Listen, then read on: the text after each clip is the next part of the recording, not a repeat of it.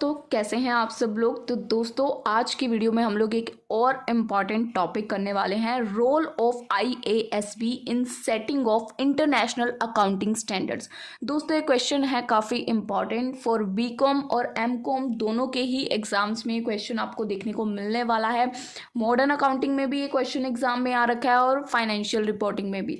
तो क्वेश्चन है थोड़ा सा इंपॉर्टेंट बट छोटा सा टॉपिक है, जैसे कि इसमें सिर्फ हम लोग डिस्कस करने वाले हैं आज की वीडियो में रोल ऑफ IASB। इसके अलावा इस क्वेश्चन के साथ आपको IASB का मीनिंग, उसका प्रोसेस और उसके रोल्स तीनों को कंबाइन करके बिग क्वेश्चन फॉर लॉन्ग आ सकता है। सो हम लोग उसके ऊपर भी वीडियो आपको इससे पहले देने वाले हैं। सो आप लोग देख लीजिएगा, उसकी वीडियो आ चुकी होगी आप जब इस वीडियो को देख रहे हैं। तो पहले उस वीडियो को देख के देन इसको देखेंगे तो IASB का आपको मीनिंग क्लियर होगा, उसका प्रोसेस क्लियर होगा, तो आपको रोल ईजिली क्लियर हो जाएगा। ठीक है, तो आज की वीडियो में जो हम बात कर रहे हैं IASB का रोल क्या है। तो international accounting standard board is like a referee. तो ये क्या है, इज लाइक अ रेफरी और the boss of the global accounting game. जो ग्लोबल लेवल पे अकाउंटिंग गेम्स चलती हैं उसका इसको रेफरी या बॉस कंसीडर कर सकते हैं। इंटरनेशनल अकाउंटिंग स्टैंडर्ड्स पूरा उनको मतलब कह सकते हैं कि वर्क करता है उसके अंदर। सो इसका मेन जॉब क्या होता है IASB का, it's main job is to create and set the rules. इसका मेन जॉब क्या होता है कि इसने नए नए रूल्स को क्रिएट करना है और उनको सेट करना है, उन रूल्स को, दैट कंपनीज जो वर्ल्ड वाइड हैं उन रूल्स को फॉलो करें when they prepare their financial reports. कि जब भी वर्ल्ड वाइड लेवल पे कंपनीज अपनी फाइनेंशियल रिपोर्ट को या स्टेटमेंट को प्रिपेयर कर रही हैं तो वो उन रूल्स को फॉलो ज़रूर करें। तो ये मेन इसका IASB का रोल होता है। जैसे हमारे अगर नोट प्रिंट होने हैं तो RBI के पास ही होने हैं, ये मेन उसका काम है कि नोट्स को प्रिंट करना। तो वैसे ही IASB का क्या काम है कि उसने रूल्स नए नए निकाल हैं जिनको वर्ल्ड वाइड लेवल पे कंपनीज फॉलो करेंगी।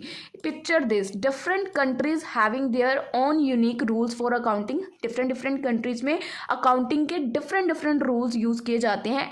It would be like playing a game where everyone has their own set of rules. ये ऐसे हो जाता है ना कि हम लोगों ने जैसे गेम खेल रहे हैं और हर बंदा उस गेम को अपने तरीके से खेलना चाहता है।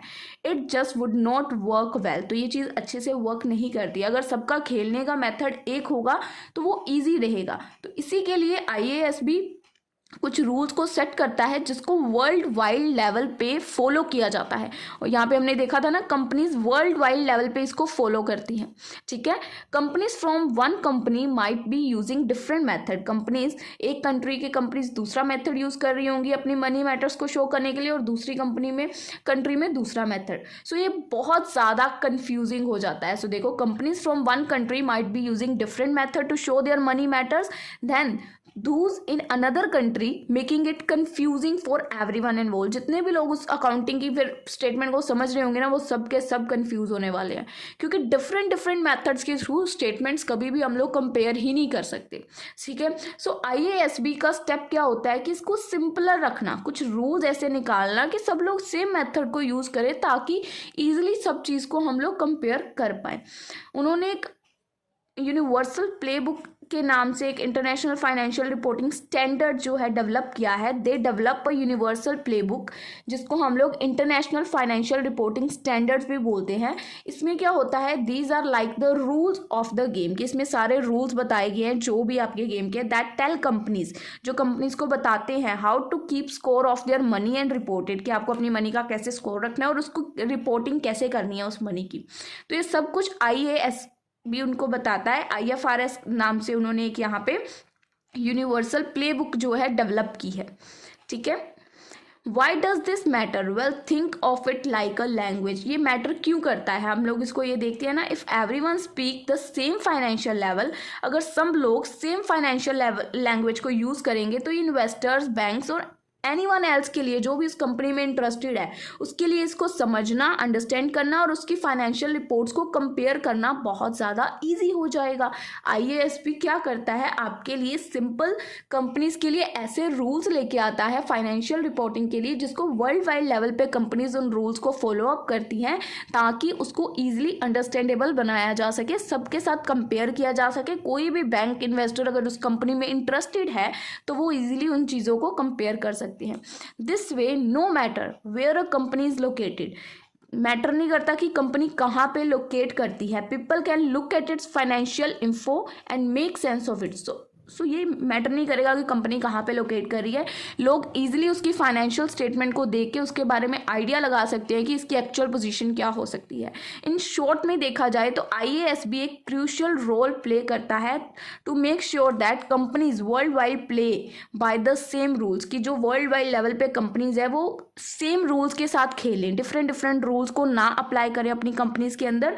When it comes to show their financial score cards, तो वो लोग कृपया करके कह सकते हैं कि जैसे सेम गेम खेले, सेम प्ले कार्ड खेले, डिफरेंट खेलेंगे तो वो लोग मार्केट में सर्वाइव, या कह सकते हैं मार्केट के अंदर उनकी जो स्टेटमेंट्स हैं वो लोगों तक ईजिली प्रेजेंटेबल नहीं हो पाएंगी, ईजिली अंडरस्टैंडेबल नहीं हो पाएंगी।